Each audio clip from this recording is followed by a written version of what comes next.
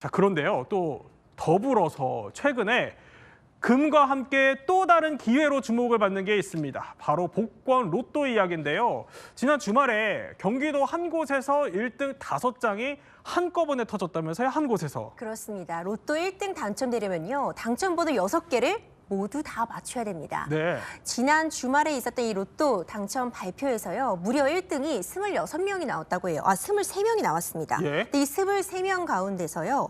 수동으로 당첨된 사람들, 그러니까 본인이 직접 이 6개의 번호를 고른 사람들 가운데서 5명이 네. 한 판매소에서 구입을 한 사람으로 밝혀졌다는 거죠. 그러니까 기계가 아니라 본인이 직접 번호를 고른. 그렇죠. 네. 그렇다면은 아마도 한 사람이 같은 번호로 기재를 하고 5장에 살 가능성이 있는 거 아니냐 이런 얘기가 나오는데 저는 1등 당첨이 23명이나 된다는 것도 사실 놀랐습니다. 네. 그런 행운이 왜 저에겐 안 왔나 싶기도 한데 네. 이번 사안을 보니까 사실 로또도 경제가 어렵다 보니 또 많은 분들이 한 번씩 기대를 품게 하는 거잖아요. 네. 1등 당첨이 한 군데에서 5명이나 나왔다. 이것도 지금 화제가 되고 있습니다.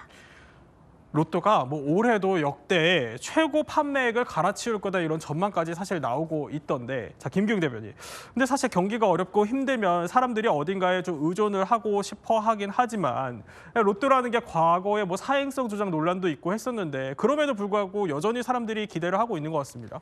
그러니까 확률이 굉장히 낮죠. 내가 확률이 814만 5,060분의 1이라고 그럽니다. 네. 굉장히 낮는데도 불구하고 주변에 또 1등이 됐다는 사람도 있으니까요. 결국 하게 되는 거죠. 근데 저 같은 경우는 로또를 살 때 그 주에 맞추지 않습니다. 왜냐하면 한 몇 주 동안 제가 가지고 있고 그런 기분을 좀 누리거든요. 혹시 된 거 아니야? 그런 식으로 해서 네. 로또의 어떤 효용의 가치를 저는 투자 대비 좀 몇 주를 좀 더 하는 그런 생각을 하고, 또 로또라는 게 그런 것 같습니다.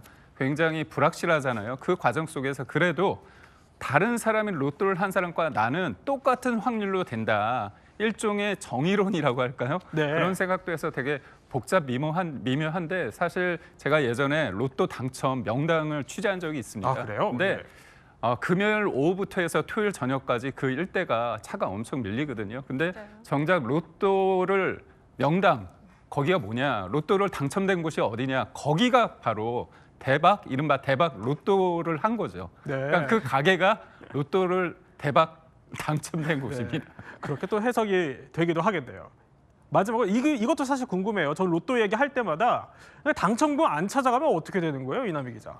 일단 저 발언 하나만 바로 잡으려고 하는데요. 네. 아까 그 같은 번호 5개가 한 매장에서 당첨이 됐다고 하는데 그게 한 사람이 당첨이 된 건지 아니면 다른 분인지 이게 불분명하죠. 지금 불분명해요. 네. 그래서 그거는 한번 근데 만약에 당첨되신 분이라면 많이 정말 부럽습니다. 그리고 당첨금은요.